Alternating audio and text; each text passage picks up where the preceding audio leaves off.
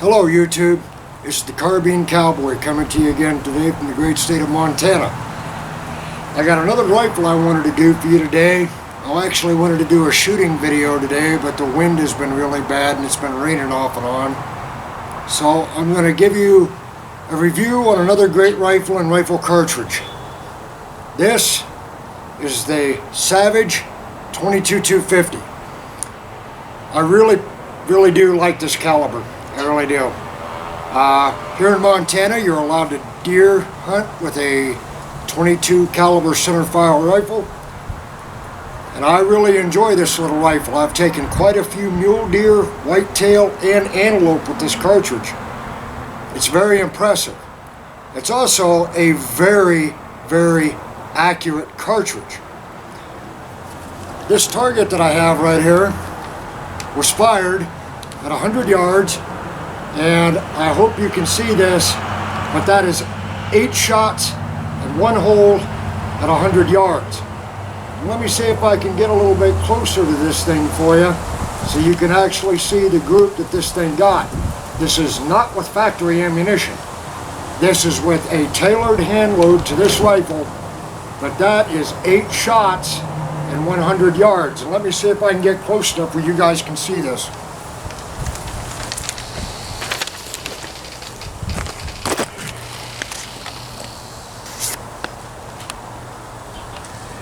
Right there it is. 8 shots within 100 yards. Right there. The 2 at the very bottom, well, that was the last 2 shots fired. But there are 8 right there you can see. And that group is about 3/4 of an inch overall.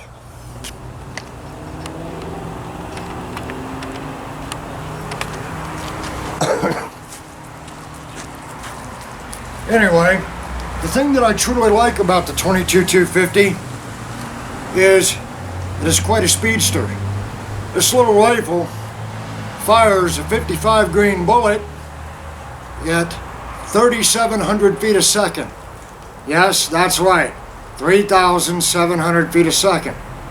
I also use this little rifle in the summertime for hunting Montana ground squirrels. We call them gophers. They get about the size of a 12-ounce soda bottle, and they're quite a pest to a lot of the farmers and ranchers here in Montana, as in most western states. This rifle will fire a 40 grain VMAX bullet at 4,100 feet a second. And believe me when I tell you, it is quite devastating on those little vermin. It's like hitting one with a miniature little grenade. For those of you that are not familiar with the 22-250, and this particularly goes to my buddy M1 Shadow, he's very interested in one of these rifles. Don't believe all the hype and the myth that surrounds this cartridge. People think because this rifle shoots a cartridge and a bullet at 3,700, 4,000 feet a second, that it has a very short barrel life. Well, that is incorrect. The group that I just showed you on this target was fired after I'd already put a few thousand rounds down this barrel. These rifles, they don't wear the barrel out that fast. Now, there is one exception though. I do not shoot this barrel to the point to where it gets hot enough that you can't touch it. When I'm out varmint shooting, I fire a round, I let it cool, fire another one. I don't get the barrel so hot that you can't hold on to it. Now you do that trick, or you do that with any rifle, you will burn the barrel out of them. So you have to learn to be a little patient.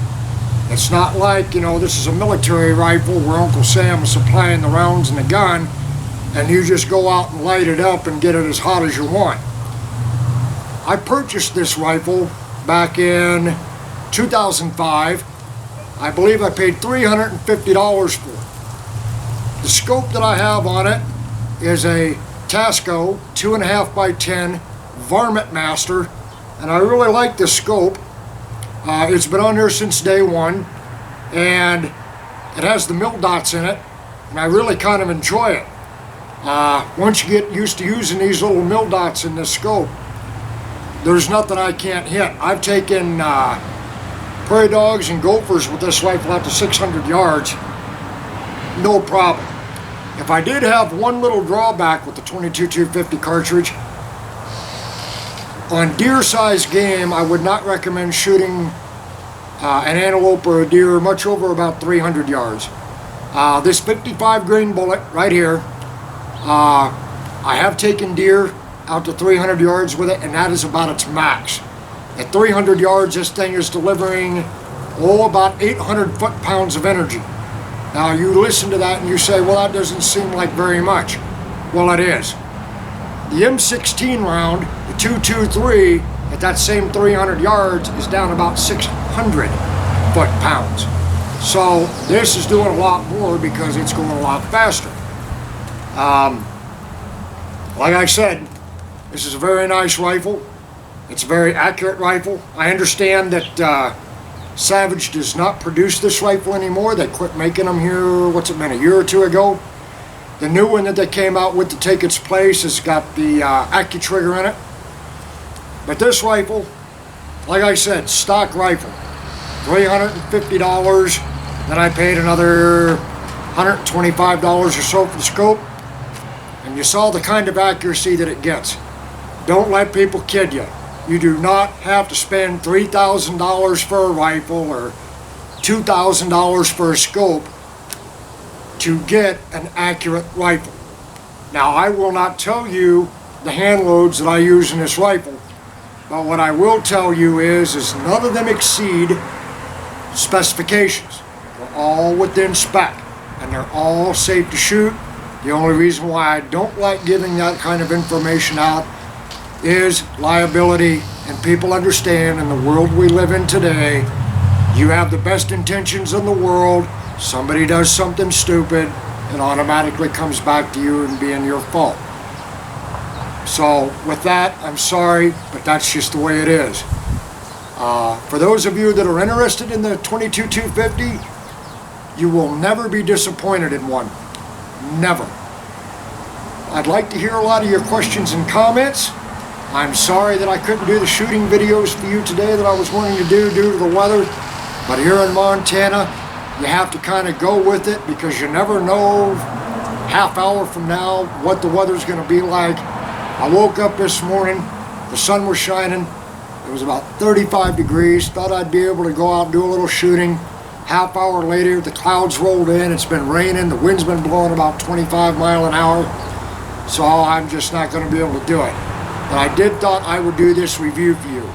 Anyway, from the Carbine Cowboy from the great state of Montana, I'll see you next time. Enjoy yourself.